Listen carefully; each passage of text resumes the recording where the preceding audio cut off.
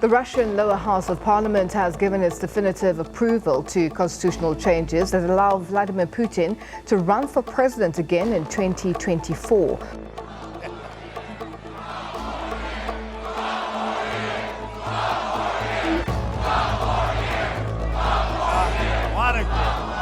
Only in Michigan. Only in Michigan. Russian President Vladimir Putin looks to have cemented his political future for another generation. And nobody saw that as a coup d'etat because people just said if the top authorities want it, so what can we do about it? We have to follow. Under the normal rules, I'll be out in 2024, so we may have to go for an extra term. And we're going to win 4 more years in the White House. And then after that, we'll negotiate, because we're probably, based on the way we were treated, we're probably entitled to another 4 after that. And after we win 4 more years, we'll ask for maybe another 4 or so. It's a rigged election. It's the only way we're going to lose.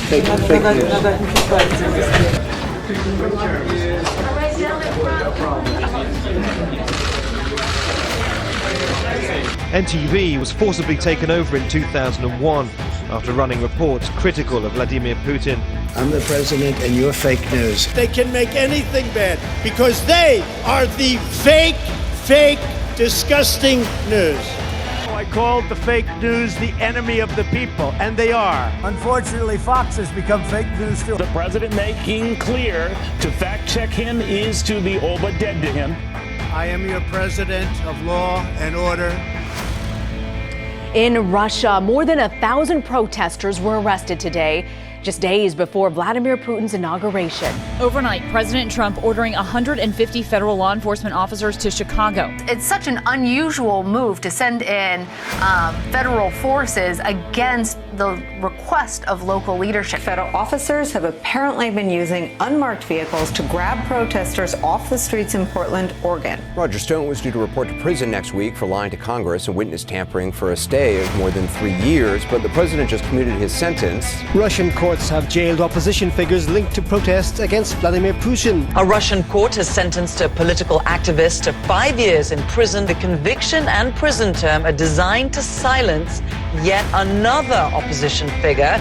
He says he wants to be the next Russian president. Within minutes, he was arrested. Lock up the Bidens. Lock up Hillary. Lock them up. Lock them all up. I've always felt, fine about Putin. I think that he's a strong leader. He is really very much of a leader. Putin's a killer. A lot of killers. We got a lot of killers. Why you think our country's so innocent?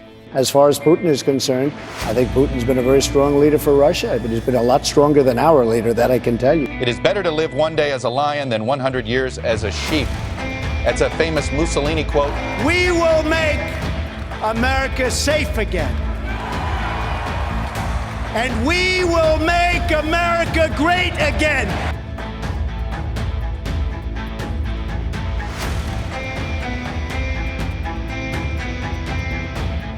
I think this nominee will be a political asset for our candidates around the country. Not a liability, but an asset.